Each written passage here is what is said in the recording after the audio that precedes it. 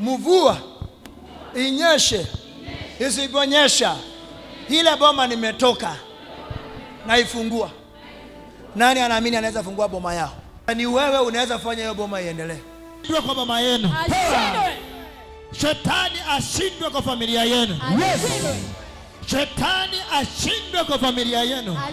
Shetani ashindwe kwa mafanikio yako.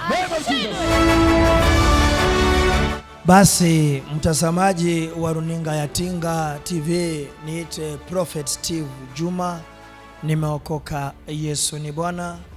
Kuna mambo mawili nataka nikupe utaratibu na wewe pia utabarikiwa. Kumbuka kitu moja, on Sunday tarehe 16 tutakuwa na ibada kubwa sana, ibada ya kurudisha mafanikio kwa boma. Tutakuwa na ibada ya kurudisha mafanikio kwa boma, na make sure umebeba mchanga mahali ulipo. Watu wa Kisumu, watu wa Mombasa, mahali popote ulipo, boma yenu haijawahi kuwa na mafanikio. Boma yenu haijawahi kuwa na mafanikio. Sasa masaa yamefika kuja katika ibada hiyo.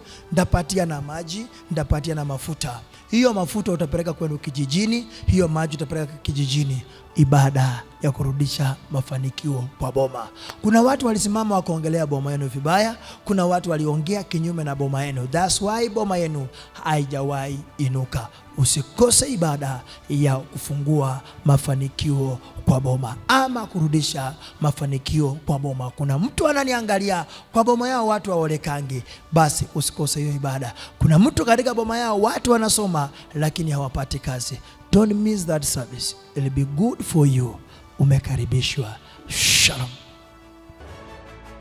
The atmosphere will be charged with the power of the Holy Spirit at Maji Mazuri Gospel Church. Our church is located in Nairobi, Komarok area, Stage 18 behind Ruby Special Station, beside Accurate Schools.